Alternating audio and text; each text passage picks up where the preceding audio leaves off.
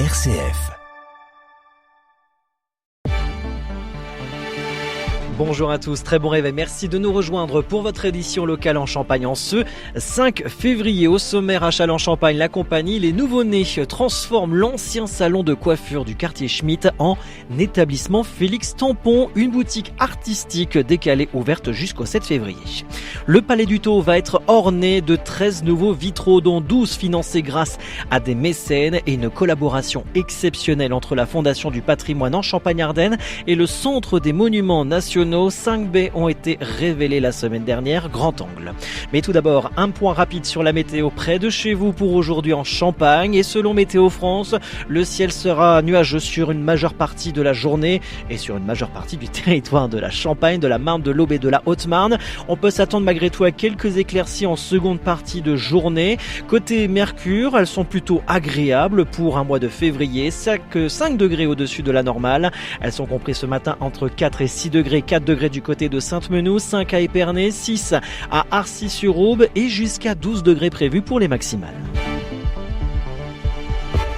RCF Cœur de Champagne, le journal Christopher Fausten. Mais avant de développer ces titres, ce jeudi 5 février, à Montmirail, Catherine Vautrin, ministre des Armées et des Anciens Combattants, et Jean-Pierre Farandou, ministre du Travail et des Solidarités, se rendent chez Axon Câble, fleuron du câblage aéronautique et spatial, pour illustrer le lien entre souveraineté industrielle, emploi et formation au cœur du renforcement de la base industrielle et technologique de défense et des besoins de recrutement dans les territoires.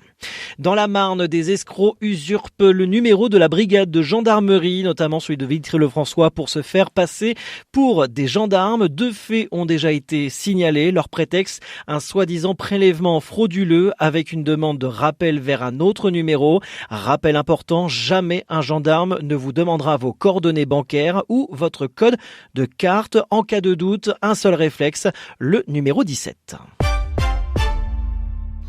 C'est une boutique pas comme les autres qui a ouvert ses portes ce mardi 3 février au quartier Schmitt à Châlons-en-Champagne, dans l'ancien local d'un salon de coiffure. La compagnie Les Nouveau-Nés a installé ses établissements Félix Tampon, une installation artistique pensée pour le festival Les 400 coups, organisé par le Palc Félix Tampon. C'est ça, mais c'est le seul magasin au monde où il n'y a rien à vendre, en fait. Il n'y a que de l'art frais. C'est une zone humaine à haute intensité, en fait. Et en même temps, c'est dans un magasin, quoi. Il y a une vitrine.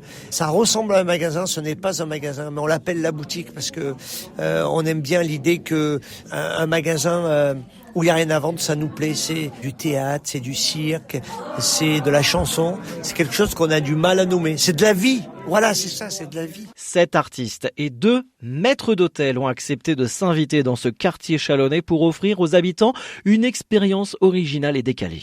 Moi, j'ai beaucoup joué dans les théâtres et puis aussi au cirque, mais beaucoup dans les théâtres. Et en fait, je voulais sortir des murs, en fait. Je trouvais que c'était beau le théâtre, mais il y avait trop de murs. Et j'avais envie d'être dans la vie des gens, en fait. Donc, qu'il n'y ait plus de barrière entre le spectacle et les gens. Et qui sont pas le public, vous voyez, c'est différent. Le public, ils sont captifs, ils viennent regarder. On s'invite dans un quartier où il y a toutes les générations, des gens qui vivent depuis toute leur vie.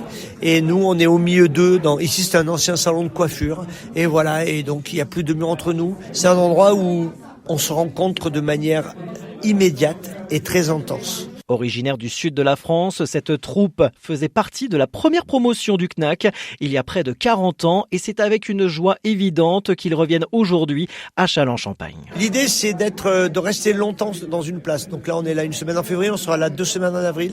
Donc on prend le temps de faire connaissance. On est avant tout des voisins et des nouveaux habitants. Et je trouve que il y a cette boutique, on peut rentrer, on fait connaissance, les gamins ils colorient, on papote, on boit un café.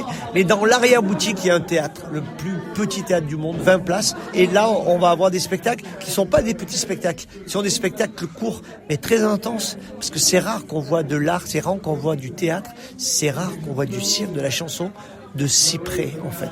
Des propos recueillis par RCF Cœur de Champagne. La boutique est ouverte au public jusqu'au 7 février, de 16h30 à 19h30 en accès libre. Mais les artistes ne se limitent pas à ce lieu, puisqu'ils se promènent également dans le quartier Schmitt et plus largement dans Châlons-en-Champagne, visitant écoles et EHPAD pour partager leur univers unique avec tous les publics.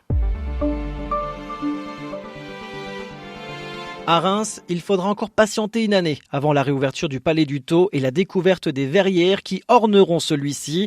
Jeudi dernier, la Fondation du patrimoine en Champagne-Ardenne et le Centre des monuments nationaux ont révélé en avant-première les 5 premiers vitraux déjà installés.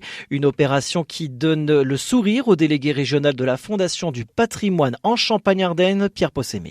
Quand il y a un an, on nous a proposé de se lancer sur cette aventure, de trouver des mécènes sur 12 vitraux, à raison de 100 000 euros par vitraux. Et je disais, qu'est-ce que nous faisons ? Et puis j'ai dit, on y va, parce que je pense que nous sommes des gens de défi. On a relevé le défi et nos amis, on peut dire, rémois, champenois, entrepreneurs et particuliers, parce qu'on a 2 vitraux de la Fondation du patrimoine qui sont financés par des particuliers.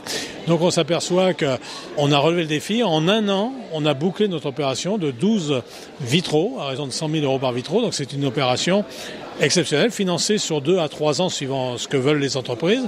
Mais on sait qu'on a récolté, et le CNM nous en est reconnaissant, puisque c'est une opération qu'on n'aurait peut-être pas pu voir le jour s'il n'y avait pas les financements pour le faire. Des vitraux réalisés par le couple d'artistes Anne et Patrick Poirier. Un projet de presque 2 millions d'euros financé en grande partie grâce aux mécènes. À hauteur de 100 000 euros, le ticket par vitrail.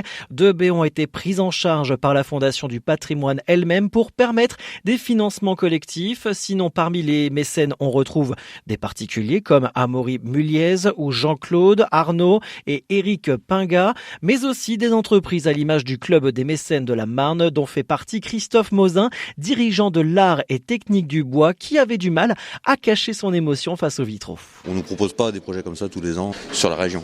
Donc, j'aimerais bien voir ça une fois fini avec le soleil. Aujourd'hui, ça manque un peu de lumière, mais on est sur un ouvrage qui est quand même assez exceptionnel par rapport à des vitraux classiques qu'on peut trouver sur des cathédrales ou dans des églises. Il y a une recherche qui est assez impressionnante. Ça fait vraiment plaisir parce que ça fait quand même une dizaine d'années qu'on est mécène et je crois que c'est la première fois qu'on a une inscription vraiment qui représente les donateurs sur les ouvrages sur lesquels on participe. Certains mécènes participent avec plusieurs casquettes. C'est le cas de Philippe Gaillet, président de l'entreprise Gaillet, mécène d'un vitrail et président de la Fédération du bâtiment de la Marne, également détentrice d'une autre baie témoignage. Les monuments, c'est un peu notre histoire, notre historique. L'entreprise est née en 1911. On va fêter cette année nos 115 ans. Pour les 100 ans, on avait déjà été mécène d'une statuaire de la Grande Rose de la cathédrale. On va bientôt, là, à l'Ascension, cette année, inaugurer la nouvelle orgue de la cathédrale. Et on est mécène de la console déportée qui servira pour les concerts et qu'on a baptisé Marthe Gaillet, qui est notre grand-mère, en son honneur. Et pour l'histoire, voilà, la famille est rémoise depuis toujours. On est installé ici. Eh bien, le bâtiment en plus et les monuments historiques vont avec nos valeurs, avec notre histoire de transmission, de savoir-faire. Et voilà, toute l'œuvre qui nous intéresse aujourd'hui. Des propos recueillis par Alexis Claudretz pour RCF. Inauguration prévue du Palais du Thau et de l'intégralité des vitraux en décembre 2026 ou janvier 2027. Le diocèse de Châlons organise une table ronde ce soir 20h30 à l'évêché ou en visioconférence autour d'un sujet sensible et d'actualité, la fin de vie, intitulée Fin de vie, quels enjeux, quelle position de l'Église. Cette rencontre vise à éclairer les débats autour du droit à l'aide à mourir. Après la publication en janvier d'une tribune de l'épiscopat opposé au suicide assisté et à l'euthanasie, plusieurs questions seront abordées. Cette position est-elle comprise? L'Église est-elle à l'écoute de la détresse humaine? Une soirée ouverte à tous pour mieux comprendre les enjeux éthiques et humains de la fin de vie. Un débat qui sera également diffusé sur les ondes de RCF Cœur de Champagne. Fin de ce journal, l'actualité en continu sur les réseaux sociaux de RCF Cœur de Champagne. Très bonne matinée à tous.